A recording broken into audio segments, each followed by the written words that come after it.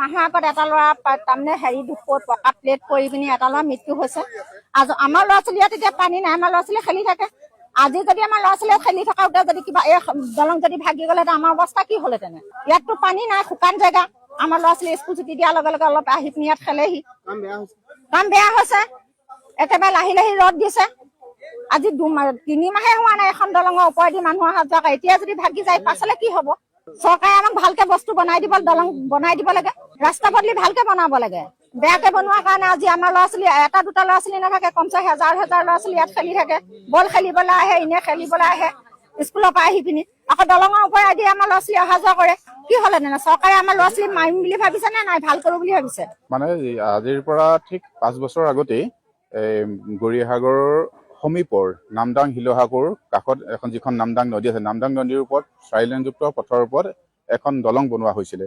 যিখন দলং উদ্বোধন হ'বলৈ নোপোৱাকৈ আজি ঠিক 12মান বাজি যোৱাৰ পাছতে ইয়াত তেখেতলোকে মাটি দম কৰি আছিলে। মাটি দম কৰি থকাৰ পাছতে মাটিৰ ভৰে সহিব নোৱাৰি পেলাই দলংখন ভাগি পৰি গুচি গ'ল। আটাইতকৈ ডাঙৰ কথা, তাৰ আজি ঠিক 6 মাহমানৰ আগতে তাৰে এটা পাৰ্ট খহি পেলাই এটা শিশু মৰিছিলে। আৰু আজি ভাগ্য ভাল, যিহেতু আজি সৰস্বতী পূজাৰ কাৰণে ল'ৰা ছোৱালীবিলাক স্কুলত আছিলে। এই ল'ৰা ছোৱালী এই কাষৰীয়া সৰু সৰু শিশুসকলে আহি পেলাই এই পুলটোৰ তলত খেলি থাকে তেখেতলোকে। কিন্তু আজি দুৰ্ভাগ্যক্ৰমে বহুত শিশু মানে দুৰ্ঘটনাৰ পৰা ৰক্ষা পোৱাৰ পৰা তেখেতলোক মানে বাচি থাকিলে মানে। যিটো আৰু তাতকৈ ডাঙৰ দেখা গৈছে, এতিয়া দলংখন কৰাৰ পাছতে ভাগি পৰাৰ পাছত দেখা গৈছে, য'ত এটা ঘৰ চট দিলে এটা উন্নত মানদণ্ডৰ ৰদে কাম কৰা দেখা যায়। এতিয়া ভাগি পৰোতে দেখা গৈছে তাত অন্ততঃ 3 চোতা ৰদে মেক্সিমাম ব্যৱহাৰ কৰা দেখা গৈছে। 4 চোতা ৰদ খুব কমেই ব্যৱহাৰ কৰিছে, যিটো ঘৰটো সহিব নোৱাৰি মানে ভাগি গুচি গৈছে।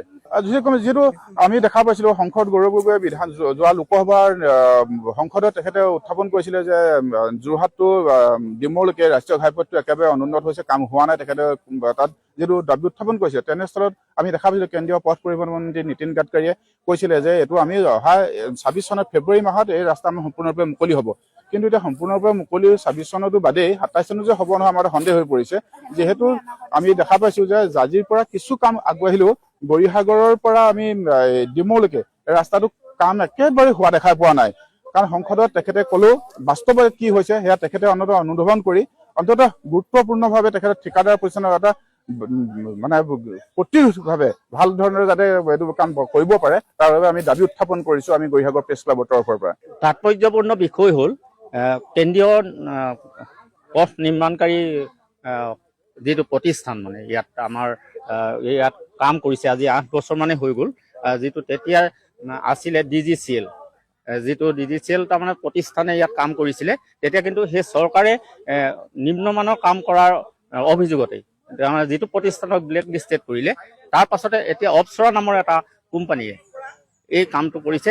গতিকে অপ্সৰা কোম্পানীয়ে এই কামটো কৰি থকা অৱস্থাতে DGCLৰ যিটো প্ৰতিষ্ঠানে যিখন দলং নামদাং নদীৰ বুকুত যিখন দলং নিৰ্মাণ কৰিছিলে, সেই নিৰ্মাণ কৰা দলংখন আজি আকস্মিকতে ভাগৰি পৰা বিষয়টো আচলতে তাৎপৰ্যপূৰ্ণ বিষয়ে নহয়। কিন্তু এই পথ নিৰ্মাণকাৰী প্ৰতিষ্ঠানবিলাকে যেতিয়া পথ নিৰ্মাণ কৰিবলৈ আহিছে, তেওঁলোকৰ এটা লুণ্ঠন আৰু জনসাধাৰণৰ জীৱন সম্পত্তিৰ প্ৰতি কোনো তেওঁলোকৰ কোনো দায়বদ্ধতা নাই। গতিকে অলপতে ইয়াৰ ওচৰতে এজন শিশু আকস্মিক দুৰ্ঘটনাত মৃত্যুবৰণ কৰিব লগা হৈছিল পথ নিৰ্মাণকাৰী প্ৰতিষ্ঠানবিলাকৰ এই দায়বদ্ধতাহীনৰ বাবেই।